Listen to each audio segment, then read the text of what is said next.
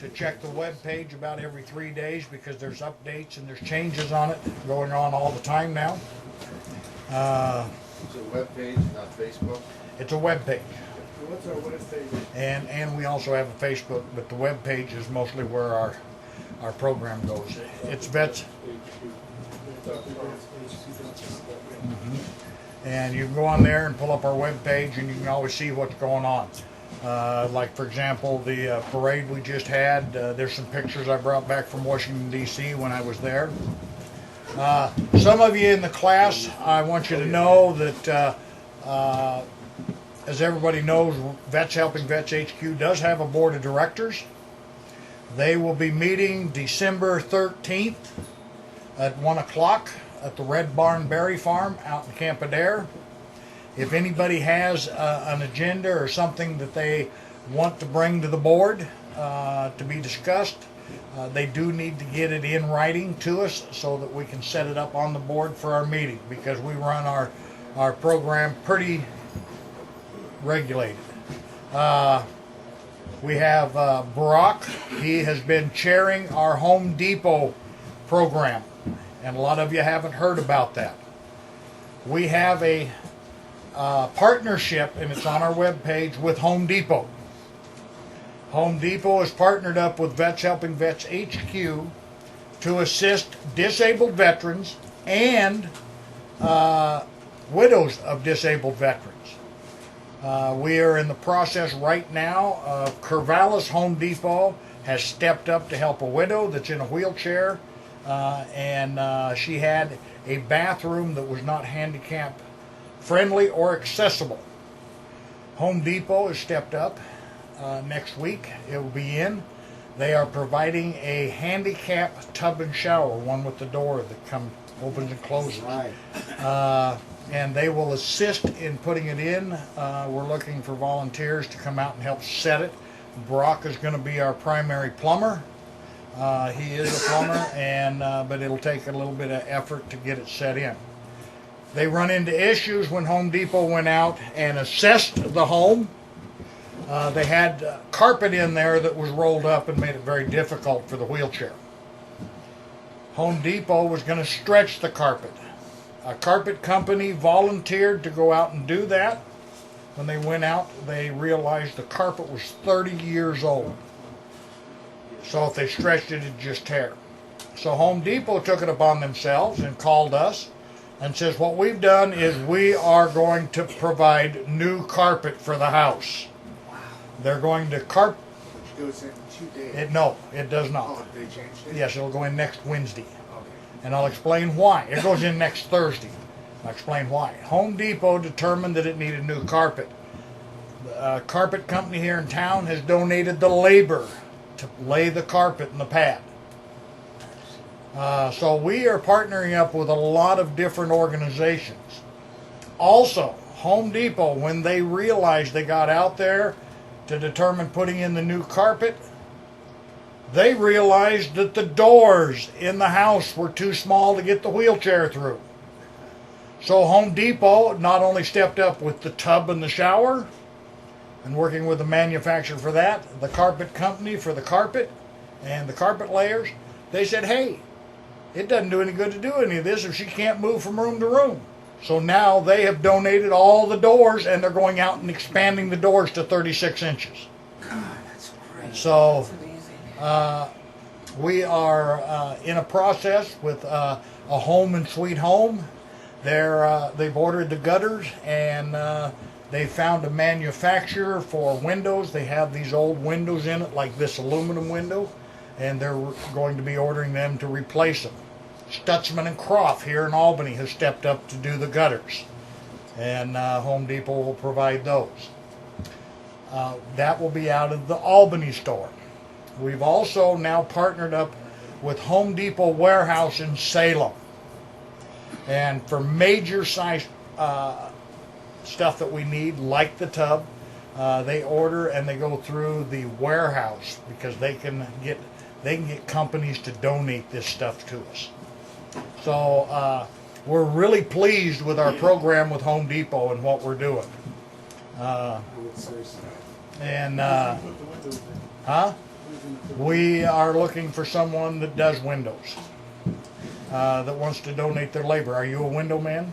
I know how to do it, depends on what it is.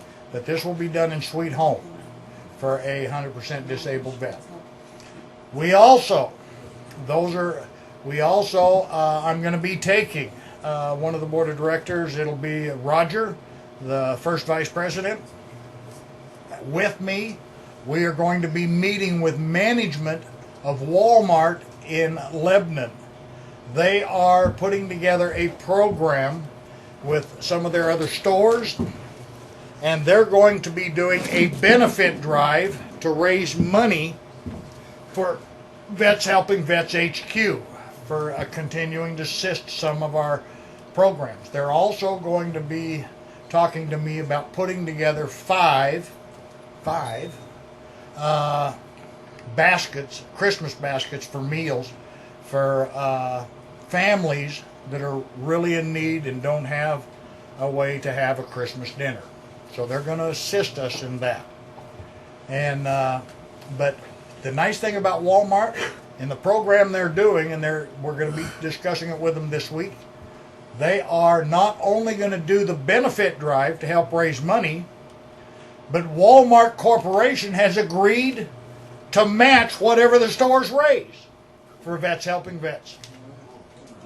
So they told me that this could be a program to raise about $10,000 for Vets Helping Vets.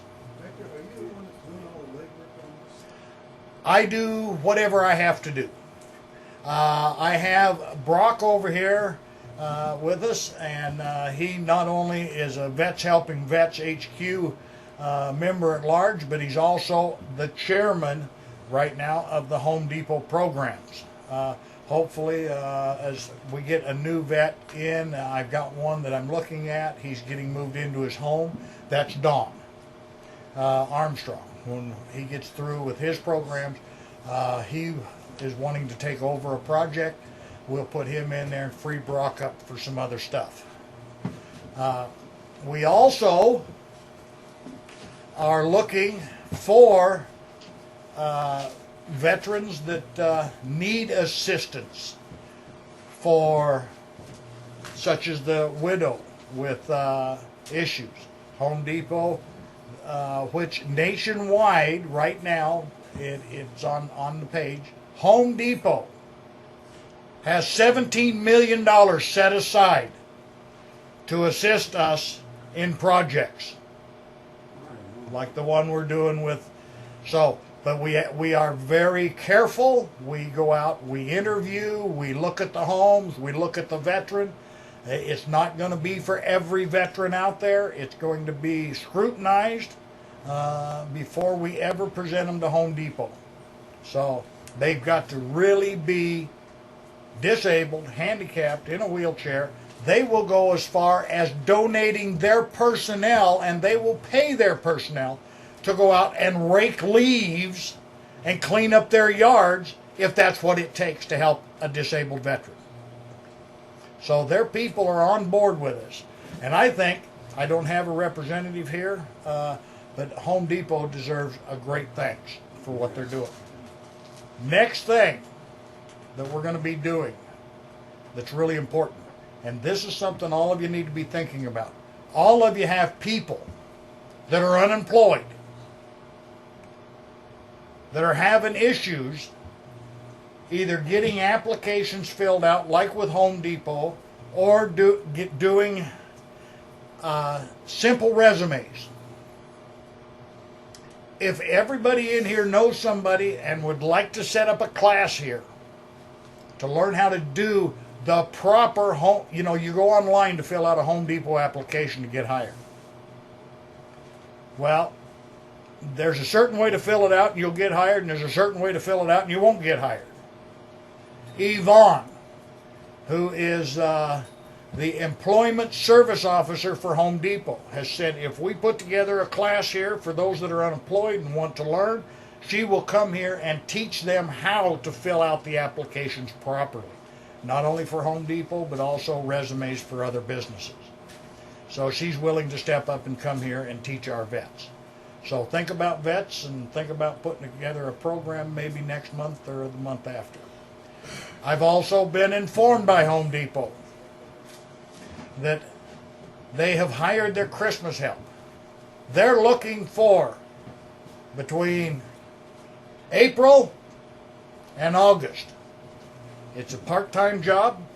They're looking for a disabled veteran, maybe even in a wheelchair, that can walk around or roll around or have issues and work in the flower department. They want one of our vets so they can water the flowers and keep them up and work with the greenery and stuff. Is this just Albany or is it all of Home Depot? It's Albany right now. Pardon? Albany right now. So it's an opportunity to get somebody some part-time work. So it's a great thing. I was talking to the advisor at Oregon State University. I won't mention his name. Most of you wouldn't want to talk to him anyway. But he's talked to me a little bit, and I'm going to get him to talk to everybody here because you guys are the backbone of this organization. He wants to do a program at OSU and involve every one of you. And I'm going to let him talk about it before we go into the next segment. Gus? Good segue. Okay. So when Victor and I set up this training, one of the things I told him is I said, one of these trainings, we need to have you guys come to Oregon State University. You know, we have nice rooms there, just like this. Maybe, what's that? As long as we can get a place to park over there. Well, I might know somebody who could square that away. Just saying. And if that somebody schedules it at the right time, free parking happens on campus at certain times. But the idea, though, is you know, it's great. And part of the reason I wanted to partner with Victor on this is because I know you guys are going to interact with students. That happens, right? You're going to have students from LBCC, OSU, Southern Oregon. You're going to have COCC students all over the state. There's going to be students, right? And that's how I marketed it to my boss. I said, hey, it's not just about going out and teaching about VA benefits. I want to talk about education. They're going to be interacting with students. We definitely need to have these folks know what's going on. But I think it'd be good to have you come to Oregon State University one time and see what are we actually doing on campus. Why is there a Gus Bedwell on campus? And what does that mean? Why is there a Veteran Services Advisor? Do we have a Vets Lounge? What does it look like? You know, interact with some of our student veterans that are on campus so you can get a feel for some of the things that they're doing and the things that they have. It's part of my job to bring the community to the campus, and you guys are the community. So expect that one of these trainings like this will actually be done on campus. And then what I'll also introduce you to is our advisory group, our work group, that are professionals that are working towards the benefit of student veterans to help them navigate not only the OSU structure and process, but also to maximize their VA benefits. Another thing, too, that we're looking at with that when I bring guys on campus, I don't know how many people know that we have a memorial union at Oregon State University. Okay? What a lot of people don't realize is that our memorial union was built by a vet for vets. Okay? And so how many people know that in Lebanon, they're doing a new Oregon Veterans Home out there? Okay. Does anybody know what the name of that home is yet? Yeah, Got it, it's Alfred something.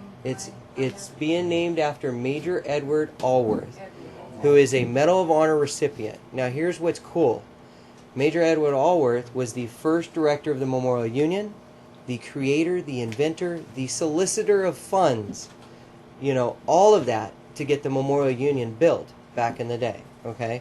So it's a great honor to see that Oregon Department of Veterans Affairs says we're going to name our vets home after somebody who's a notable veterans there at Oregon State University. So we're really excited about that. We're going to start a connection with the Oregon Department of Veterans Affairs to where possibly we get students going into the Lebanon Veterans Home and doing work and volunteer work and stuff like that for the vets that are going to be housed there.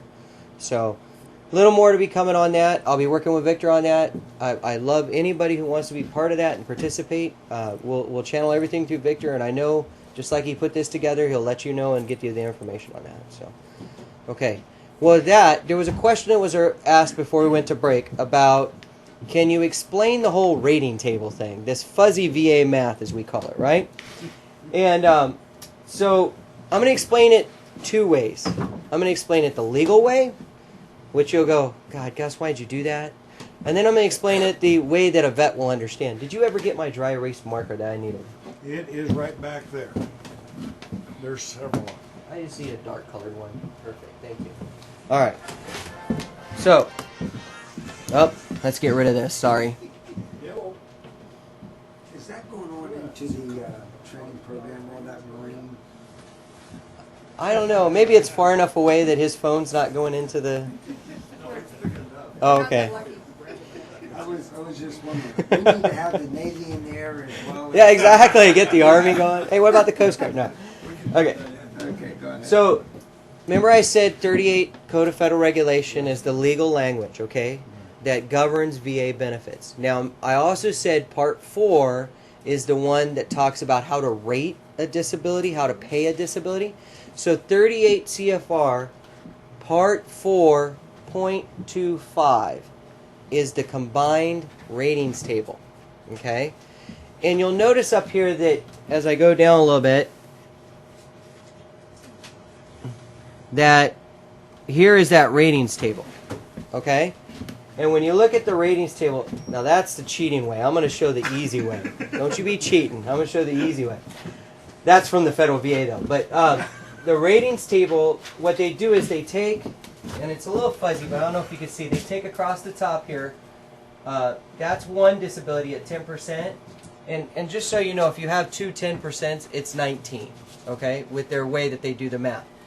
So what they do is let's say you have one that's at 10 and one that's at 20, okay? What percentage are you going to be rated at? So you have across the top the lower one, and then you have 20 right here. If what they rate you at is 28%, okay? And I'll explain in a minute why they rate you that way, but that's their combined formula rating table. They use that to come up because what they do is they look at a holistic picture of somebody, okay?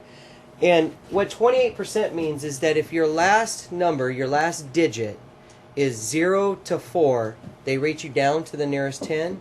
If it's 5 to 9, they rate you up to the nearest 10. Now, have I confused you yet? No. Okay. Rats, I hoped I had. But would you like a real simple way to explain it to vets? Yeah. Okay. So, I don't know, is this going to burn my paper if I put this on there? We're going to find out. Okay, so, yeah, if it starts in flames, oh, there it is. So here's what we're going to do. Here's the whole pie theory, okay? This is 100% of somebody, okay? And we have 10, we have 30, we have 20, and we have, let's just say another 20, okay? These are what the person's rated for. And don't focus too much on, like, is it back, knees, ankle? It doesn't matter. Just know that they have 4 different ratings, and these are the ratings, okay? And we're going to go through the process to find out what is this individual actually rated at in a holistic manner. Okay, first thing you have to do, and I'm not going to use the combined, like if you have a bilateral factor, that's a whole nother explanation. Let's just say none of them are bilateral, which means none of them are both limbs, like right knee, left knee kind of thing, okay? These are just like back, neck, depression, okay. First thing you have to do is you have to put these ratings in order. Highest first, and then the lowest, okay? So, I have to go 30, 20, 20, and 10, okay? Now, if I use the ratings table, the first 2 ratings I combine is the 30 and the 20. Each represent an individually different rating. Yes, exactly. Exactly. Yes, they do represent an individual rating. So one could be 30 for the neck, one could be 20 for a knee, one could be 20 for a back, and one could be 10 for tinnitus as examples. Okay? Now, you and I both know if we do the math that this is 5, 7, 8, this is 80%, right? Okay. Well, let's find out what the VA figures it at. Now, when you start out, you're 100% of a whole person, right? You're not 100% rated, you're just 100% of a whole person in the holistic math theory. Okay, so what I do is I take 30% times 100, right, 100, 30% times 100, I'm not going to do a percentage there. What does that equal? That equals 30, right? Okay, so the first thing I'm going to do is, boom, I'm going to take away, and I'm horrible at drawing, so please forgive me, I didn't get my artist degree. This is 30%. Well, what's left of that holistic person? All right, you guys are tracking good. Okay, 70%. So now, when I come down here, I'm going to times it by 70%. Because I can't times 20 by 100 anymore because there isn't 100 left. Okay? Now, 20 by 70 is going to equal, let's see, 20%, that's going to equal 14, right? Because 7 is 10%. Okay, perfect. All right, now, so I take away another 14, blah, blah, blah. We now have a number of 56. Come down here, do 56. It'd be 5.6 if it was 10%. So it's 11.2. So for simple math, I'm just going to say 11. Okay? So now I know that instead of 11, I have 44 left. 10% of 44 equals, it'd be 4.4, but I'm just going to do 4.0 to make it easy because that last number I'm rounding down. Okay? And so now when I do this, I have 5, right? Dang it, goes right. And then I have 4, 5. No, wait a minute. This should have moved over. This should have moved over. Sorry. That's actually 0.4. That's 9. There we go. And then I have 59. Now, what did I say happens with that last digit? Goes up. Goes up. So really, this guy's rated at 60%. And this is how they came up with it. If I went to the chart, I could show you on the chart. But don't you think this is a little easier to explain to a vet? Oh, yeah. You get that up to. I even understand it now. Yeah, exactly. So, and so what I'm going to do here real quick is I'm just going to... There we go. Why wouldn't they take, like, say, for instance, oh, they always have to go with the highest amount Yes. first? Okay. Yes. So, Now, here's why this is really important to know. Yeah, and I'm so happy that you asked that question, because here's why it's really, really important to know. A guy walks into you and says, I really think I should be 20% for a particular item. I think I should be 20% for this item that's 10. Okay?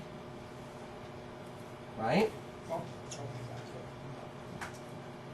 Now we're going to change this to 90. But I think I should be 20% for that item, right? And I know that I've still got, everything else stays the same because the formula is still the same.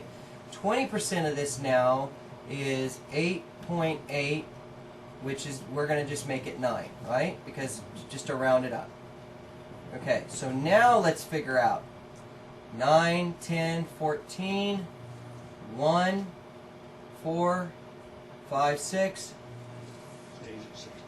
Stays at the same level. Did I help him? No. Irritates me to no end when a VSO and a veteran walks in and a VSO says, sure, I'll file the claim for you. If you're not going to help your veteran, don't do it. Okay? Yeah, I'm giving you the stern look face. Why? Because that's what we're here to do, is help our vets. And you're going to send a vet through an 18-month process to ask for an extra percentage of disability, and all that's going to happen is they're going to stay at the same percent. What good have you done? And That's why it's important to know the rating table. Yes? And has it not already done more damage to other veterans by tying up the system so that they can get through? There you go. So one thing... Oh, go ahead. The biggest deal is not only tying up the system, but you've turned around and you've made a vet very angry. Yep. Very angry. Can I get those paper towels If over there? nothing else, he falls away. There should be an eraser right there on the table. Oh, okay. Is there a eraser there? I would love to leave this up, but I do want to have the screen, so I'm going to take down... I don't see it. It Okay. must be up there on the... You know what? This will work. This will work. I'll make this work. Were you able to get this, sir, for the video? Okay. There it is. Perfect. All right. See? Us Army people know how to draw just fine on whiteboards. And did well with his color crayon. So, that's a simple way to explain rating table. Now, one thing I will do for myself is I would go to the rating table because I'm doing real simple math, and if you're off, as you could tell, if you're off just one digit, right, make a big difference. So since I came up with 64, I would probably go back to the rating table just to make sure it's not 65. Because if it is 65, then it might be worth filing that claim. And I've had guys that are 90% that file claims and expect that they're going to get 100%, and they come to find out they moved from 91 to 92. When you go through a change claim process, you go through your entire CMP again. When you ask for an increase, yes. It's important to know. So when you go through a rate increase, just so everybody heard that, when you go through a rate increase or you ask for an increase of a disability or a brand new disability, you have to go through the CMP, the compensation and pension process all over again. So that's right. If you have severe PTSD or severe mental health or a physical issue, and that's a good question that you asked about that, because one thing I want to emphasize is when you ask for something from the VA, they giveth, they can taketh. So let's say that the VA has determined for whatever reason that your disability is actually improved, not gotten worse. Now all of a sudden they're proposing to reduce. And isn't it true, Gus, on that same note, that if you, let's say you're looking for an increase on your knee, and you're at 60% on other issues, the VA can choose at that point in time because you've opened your file to look at everything? That is exactly correct. If you apply for a new claim for something or ask for an increase of something, the VA can look at every disability rating that you have. They can take that upon themselves. And they don't necessarily have to tell you that they're doing that when they're doing it. They will tell you down the road when they do the propose to reduce. So yes, so you want to definitely make sure when you ask for something from the VA that you know what you're asking and you know what it's going to how it's going to affect the veteran. And I tell these veterans that. Now, when you've got a veteran at 60%, you may fill this in, is when they're at that point, and you can't, 20% is, the extra 10 is not going to raise them. But the thing of it is now this veteran's at 60%, but you haven't filed a claim on ischemic heart disease, and the guy just had a heart attack, and it's open heart surgery, it's life-threatening down the road, and he's a Vietnam vet. You need to get that claim filed. Right. Now, here's the thing that I tell all vets, is where they may come back is only give you 20%. May not change your rating. But it's now a service-connected disability, which can be the difference in spousal support down the road if you die of a heart attack. Right. And when I was working with veterans, one of the things I would look at is, am I helping or am I harming? If you're already at a stage where there's not more I can do for you, I'm really not going to get any additional benefits, I'm not going to help set the stage for your wife or spouse to get additional benefits, then I probably don't need to mess with your claim. Okay? So, I mean, we have people walking around 100% permanent and total that want to open it up because they're on individual unemployability at 100%, but they really rather be on 100% scheduler where all of their disabilities come up to 100%, and then they could do a part-time job. I understand the concept of that, but they're also drawing Social Security, right? Could that possibly be a negative to Social Security? I'm going to look at that. I want to look at that. I don't want to harm the vet. No harm done, right? That's what we're not in the business of harming anybody. We're in the business of helping them. So there have been times that I've told individuals who've wanted to file claims, I'm sorry, I'm not the guy to file the claim because I don't think I could support you as an advocate. I don't think that I can give you, I don't think it's in your best interest to file the claim. And that, I know that's a struggle with some veteran service officers and county and state, because some management has an approach that if a vet wants something, they should give it to a vet. But I think it's all about your relationship with the person, your how you conduct yourself, your credibility. I mean, people would come from other areas of the state to see me because they knew Gus won't bullshit me. He'll play it straight. I apologize. I probably shouldn't use that language, but you know what I mean. It's okay, we all speak. Okay, that's good. Doesn't mean I've never heard the problem. Yeah. So If we were a mixed company, that'd be one thing, but we're all Americans. that's perfect. Perfect. So Just so you can clarify on the rating scale, and you can use me as an example if you want. I'm 380%. Right. On the left side of the board, I'm 100%. I was for many years, I was 70 and 70 for two disabilities.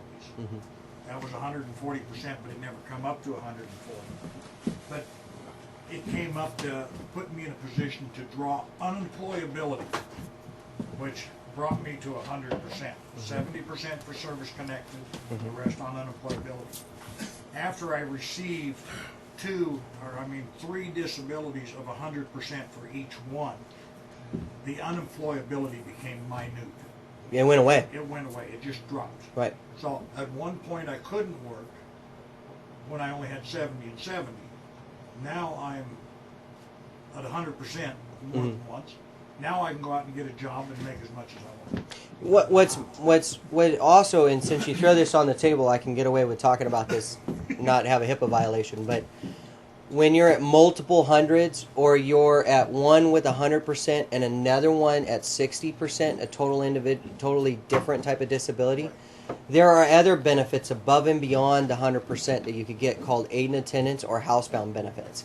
And so, again, I can't emphasize enough that, and I know we're going kind of away from the rating table, but it's a good conversation, that when you look at how you're helping a veteran, make sure that we're doing no harm to them. Make sure that what they're really asking for is what they really need. Okay? And it's really going to have a positive impact in their disability benefits or their VA medical or whatever it is that they're applying for. And because I said you could use me, and because of that, and what he said about the, you can then, because of the higher benefits, you can get the unemployed or the aid and attendance. My income went up from $2,700, $2,900 with my wife, to a little over $4,000 a month. Yeah. Yes. So, if I understand you correctly, whenever a vet wants to increase his claim, his benefits claim, and so he files a claim, the C&P process is a total redo. Okay, so let me rephrase that question to make sure I'm tracking right. Whenever a veteran wants to increase or add a new disability to their claim, do they go back through the C&P process? And the answer is yes. As part of that process, the VA can take a look at any and all disabilities, not just the one they're asking to increase and not just the one they're asking to add. So you have to be very clear on that. Also, Okay. with that, there is a possibility that then when he goes through that investigative process, that his benefits percentages could be reduced? So if, as they go through the process, the C&P process, the question is, could their benefits be reduced? And the answer is yes, their benefits could be reduced. The VA has a legal obligation to send you a letter that says proposal to reduce, to give you time to counter and say, no, I don't think you should reduce, and here's my medical evidence why I don't think you should reduce. On that note, and I'm going to get with you because I see your hand up. On that note, one thing I will say is, here's a great time to emphasize to veterans, you don't get to suck it up and drive on. You don't get to not go to the doctor. You don't get to do that stuff. You're not in the military anymore. Okay? You hurt, you go to doc. You have problems in the head, you go to doc. Because the VA can use the fact that you have not sought out medical treatment or mental health treatment for numbers of years as a sign that it's obviously got to have improved. Even though you and I both know that that's really not the situation. It's just that the person's either plateaued or they're so frustrated with the system or people in general that they're not going to seek out the help.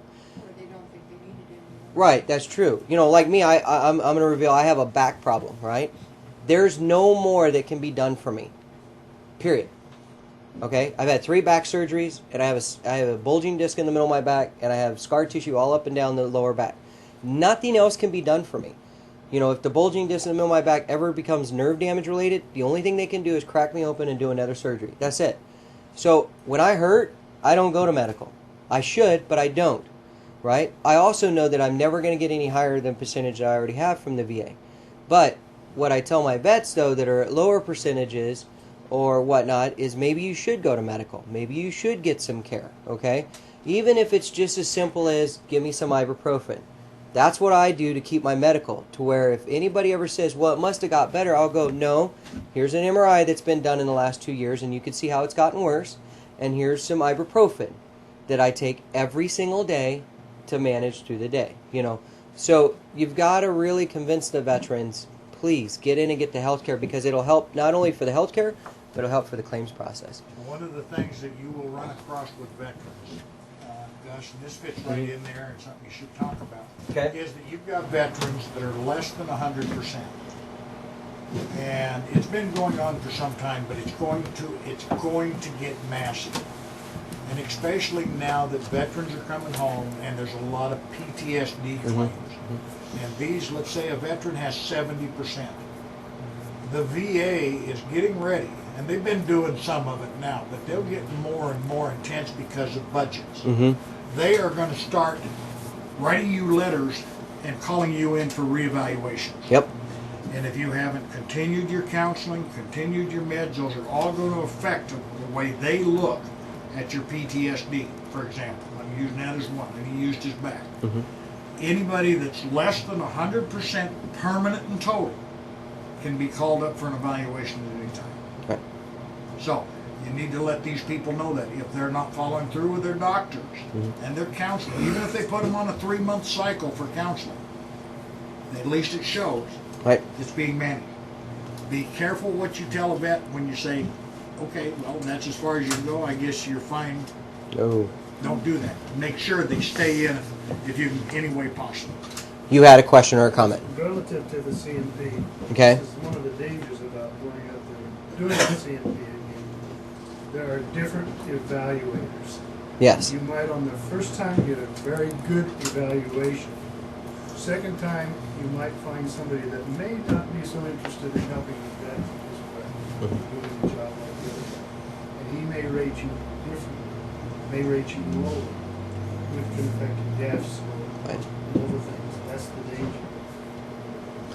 Yeah, I can't agree enough that when you go through the evaluation process that you're gonna get different evaluators. You may even get a different process, which I'm going to talk a little bit later this afternoon about, disability benefits questionnaires and that type of thing, and how that can affect. So, and what if the law changes? That's another thing too. If the law changes where maybe before you could have been at 60, but now the highest is 40, and they see improvement, they could rate you under the new law. So, I'm going to go to your question. Then I still want to get around the room, but yes. You said GAF. GAF is Global. Global Assessment Functioning Score. Thank you. And so GAF, Global- assessing function score, and it's related to mental health disabilities. You had a question, sir. I was just gonna add a comment that it's my contention, even if you are permanent and total, which I am, I'm still never gonna stop going to counseling because the law could change down the road. Right. And that's another one. Well, and the other thing too is that is it helping you? Yeah. There you go. And see, there are services that help our vets, right? So we need to. That's part of the speech that we have is with veterans. That's part of that relationship is getting veterans to understand, that there are services that are there to help us. Yes, I know the government's bureaucratic. Yes, I know they screw things up. Yes, I know they can be very frustrating and difficult. But genuinely, if you talk to most VA employees that you talk to, not necessarily in the leadership, they have big global pictures, right? I'm talking about the day-to-day people. The guys and gals who served in the military themselves and now working for the VA because they want to help their brothers and sisters. In general, the VA is a caring organization and wants to help. Okay? There are just things that just happen. FUBAR, I think somebody mentioned earlier, right? It's effed up all beyond belief, right? So, or recognition, I guess it is. So, that's just common. It's a government system. But we as advocates, if we could spend the VA in a positive manner, let people know that things that are bad happen, but we can do things to try to help them navigate. Victor and I have been in positions before where we've been able to open doors that other people have said no. Why? Because we built relationships with those VA employees. We don't treat them as adversary. We treat them as partners. So that's the language I try to bring in when I'm talking to a veteran is they are our partners out there. They want to help us. Now, you get a jackass or two occasionally. That happens, right? Let them be. There's ways to deal with them, too. It's called patient advocates. It's called appeals. It's called other things like that we can do. So I'm going to continue on around the room. Real quick, I'm just going to check in with everybody to make sure, is this style working for you guys? Just being able to, I know I have some topics I want to get to, but it sounds like I'm being able to get to the topics that you guys really want to know about too. Okay, good. So I think I stopped with you at the ratings table, so I'm going to go on to the back and see if there was something that you wanted to talk about specifically. Okay? Did, Stan, you got a question? Oh, I heard on the radio yesterday driving home that the VA starting next year Mhm. was going to cap everything at $2,800 a month max. so, okay. I couldn't. I was Right. catching the tail end of something.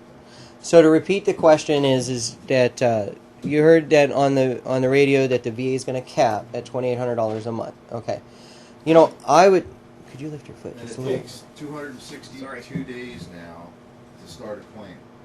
I'm going to answer this in a two-part session. Okay, as far as a cap, in order for the VA to make any kind of decision like that, that's legislatively where they say we are going to cap a disability benefit at this amount, they have to be supported by Congress. There has to be a law that's set in place that Congress says this is the most you're going to get. Okay, right now the law says that the VA has to pay, and there's this there's a payment chart actually in 38. Now I'm going to give you another.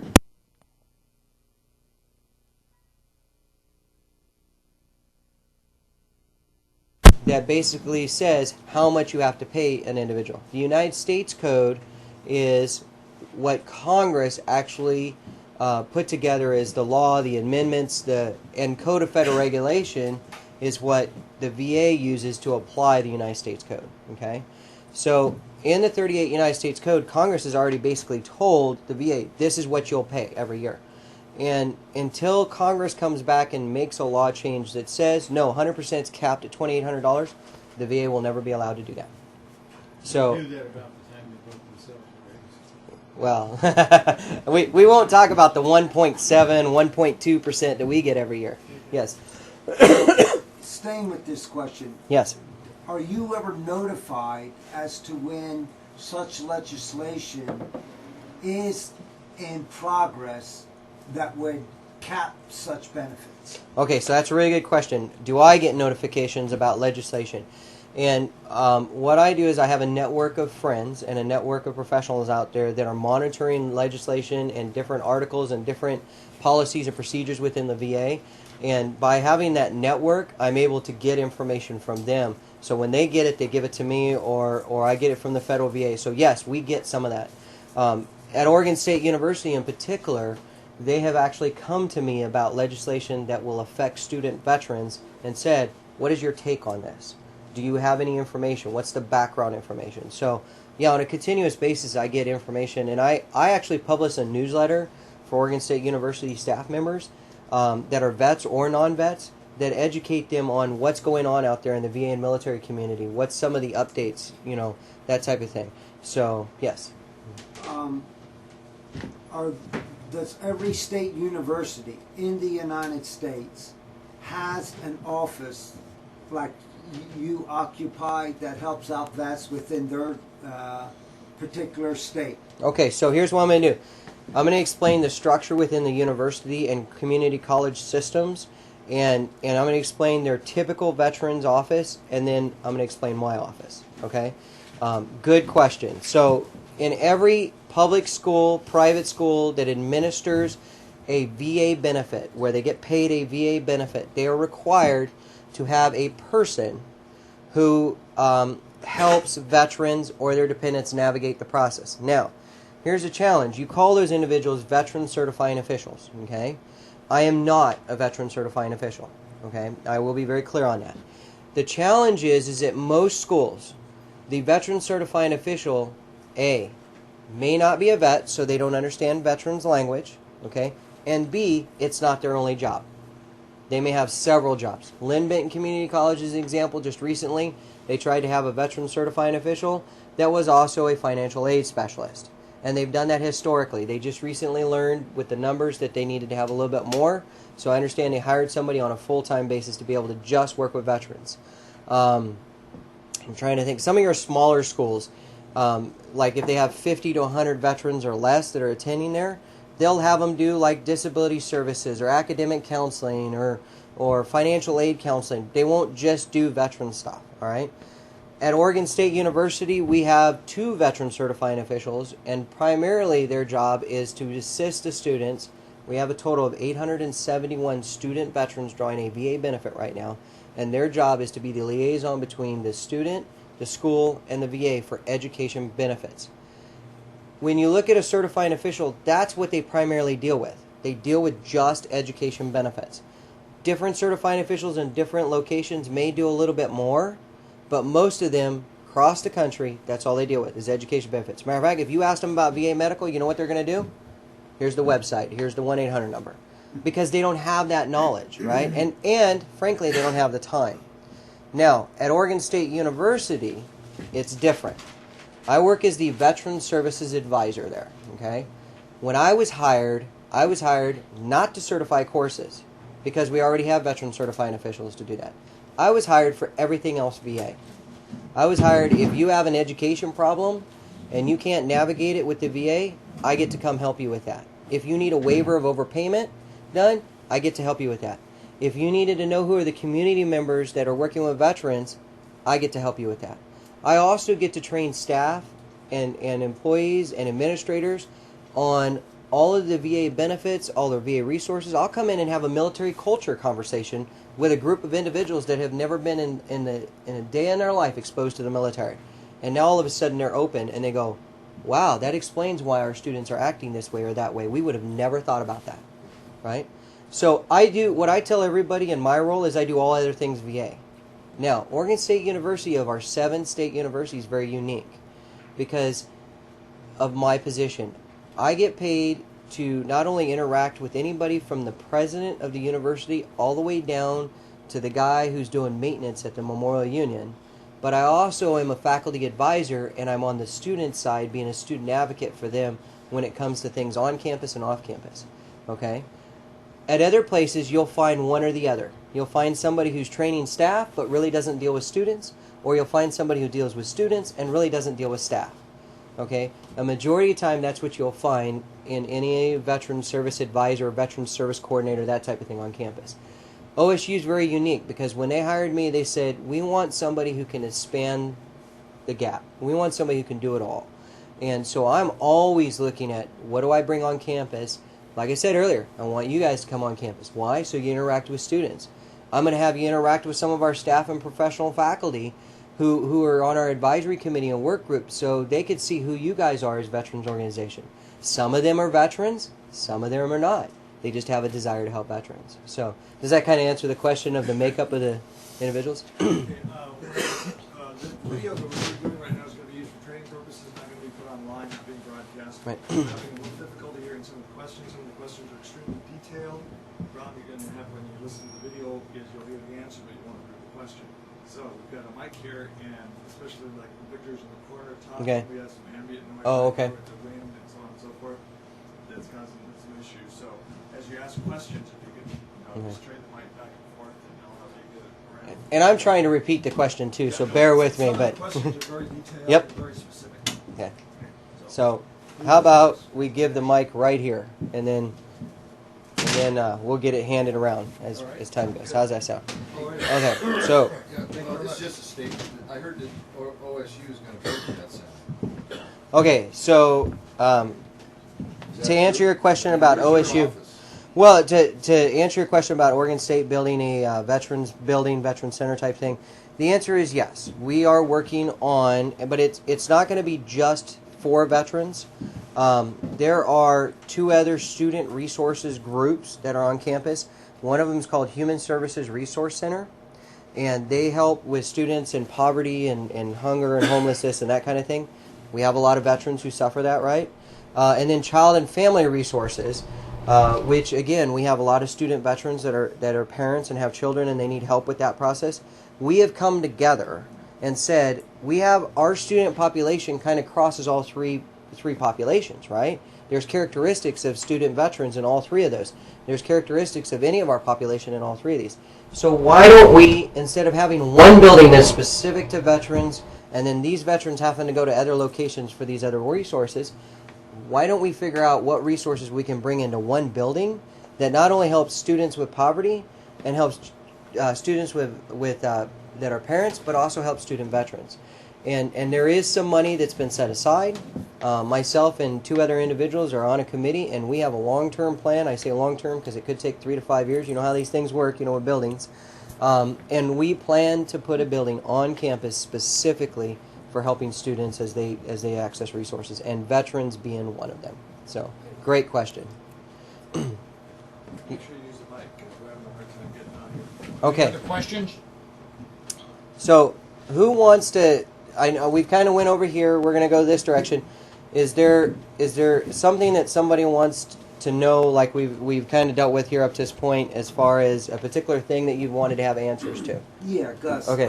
My question to you is that is your sphere of influence limited just to veterans wanting to go to college, like at OSU or at Lynn Benton, or is it just? So just tell me what your sphere of influence is. Okay. Well, I'm going to tell you that I'd like to say that my sphere of influence is based upon my reputation. So, what I mean by that is although I have a title that's specific to Oregon State University and what I do on Oregon State University, I have been called up by other universities, other community colleges, other organizations to come in and have conversations, give input, and maybe even be the subject matter expert on what is happening within the veteran community in general. Okay? I believe the reason I get those opportunities is not because of my position, but because of my reputation, because of the type of person I am, and the different avenues that I've worked in and the different venues that I've had opportunities to work at. As you noted earlier when we were talking, I got to be the keynote speaker at Timberline Memorial Park during Veterans Day weekend. I don't think you get asked those questions unless you have a good reputation. I don't think you just get asked. I honestly don't think a mediocre or a bad county veteran or a bad state veteran or a bad person in general gets asked to go and stand in front of a bunch of people and give your perspective from a personal perspective of why a veteran's so important to the world, right? I have, with my dealings with the Oregon Department of Veterans Affairs, I've had opportunities to be in front of state legislators, and by building a rapport with them, been able to help get certain things done and help educate others on what a veteran and a student veteran is. So what I try to do is make sure that when I'm doing things, that it's not going to ruin my reputation, because I know if it ruins my reputation, it'll ruin those people that I'm trying to forward. It'll oh look, there's another bad vet, right? We don't want that, right? So that's what I try to do. So I try to be very civil, very political in anything that I do, but I'm pretty clear in some things that I do, where I will say, hey, look, that's not the right path. We need to stop, and so that's where I'm at. Do I have plans one of these days of leading a big veterans organization? Hell yeah. I want to make some good things happen. So, but until then, I just kind of keep doing what I can at this point. One of the things, Gus, I want you to comment on, because it's really important. We've got so many advocates that are coming into this program through Vets Helping Vets HQ, and that is, how do you deal with your frustration so you don't show the anger, and vets go off and start getting cocky about the programs, and we don't want to deal with them. We want to make sure that our attitudes are always right in what we do. How do you deal with that? Well, the first thing is I believe in starting the first impression as a professional one. So how many people were here when I first came, right? Did you see that I was wearing a tie? And I'm not saying everybody has to wear a tie, but I do that personally, because I want to set an impression. Hey, that guy must know what he's doing. He must know something about the VA system. He must care enough about himself and others to step up to the plate in a professional manner. The next step is I try not to take anything personal. You as a vet, me as a vet, we're going to say dumbass things, right? It's not personal. It's probably you expressing your frustration. With that said, though, I have boundaries. You should have boundaries, okay? As great as this organization is, and the fact that Victor's got this in his barn, There are times that Victor has to take a vacation and has to leave his phone alone and has to go away and spend time with his family. I will tell you myself personally, my family is very important to me. You will not get an opportunity to come into my house. Why? It's not that I don't like you. It's that my family right now, that's their sanctity, that's their safety, right? That's their security. And I don't bring people into the house from work typically because that's my family time, right? Now, with that said, do I do weekend things? Do I do evening things? Yes, because I believe in what I'm doing, and do I volunteer for things? Yes, okay. But I think it's that setting a professional appearance, setting a professional tone, right? And then the next step is when somebody says something personal to you, don't take it personal. Now, if somebody's continuing to be attacking or continuing to be negative, okay, how many people in here were non-commissioned officers in the military? Right? So you all understand what wall-to-wall counseling means, right? You know you can do that verbally still, right? We could do that as veterans. We can have those really serious conversations. And when I have those really serious conversations, here's how I started. Victor, you and I are going to have a conversation that needs to get things done. I want you to sit down and I want you to be quiet.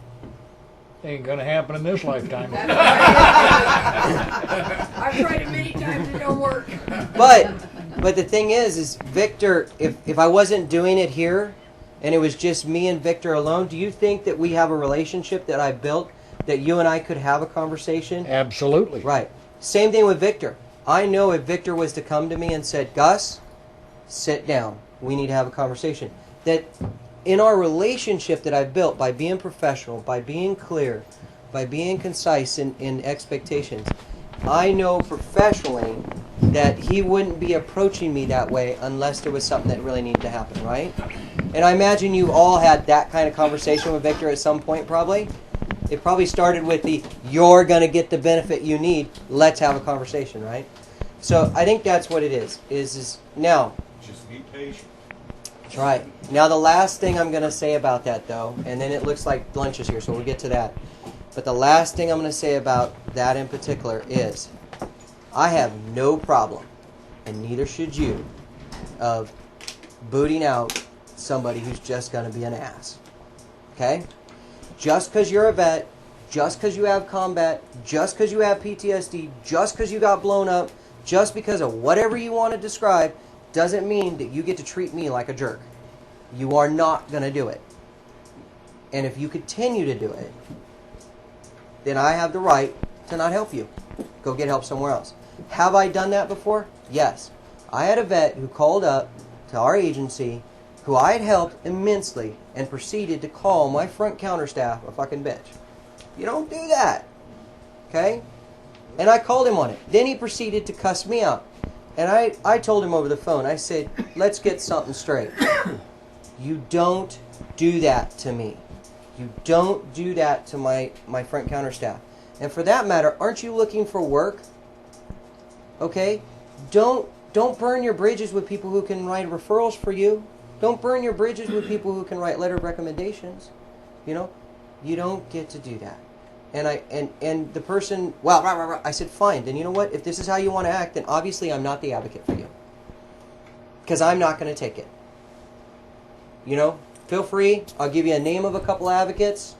I call those people up, let them know this is what's coming your way. Typically call people who I think could probably handle this individual. Have I done any harm by kicking them out my door? No. Have I helped them? Sure. And you know what? In a couple of situations, vets came back to me and said, you know what, Gus? You're right. I was having a rough spell, and I acted inappropriately. Can I go apologize to your receptionist? Can I go apologize to you? Right? But again, professional, clear and concise in expectations, building a relationship, and then not being afraid, if you have to have those conversations. Just do it in a manner that's appropriate. Does that kind of help? That helps. Okay. We're going to take a break here, and when we come back, the next segment of this is Gus is going to go on to forms, and he'll be pulling up forms, showing you where to go and how to get them. And what I'm going to do is I'm going to ask Pat, Pat, would you bless our pizza so we don't choke on it? Heavenly Father, thank you so much for this food. We just ask your blessing on it. Let it be perfect nourishment for us as we continue to try to do your will. In Jesus' precious name, amen. Amen.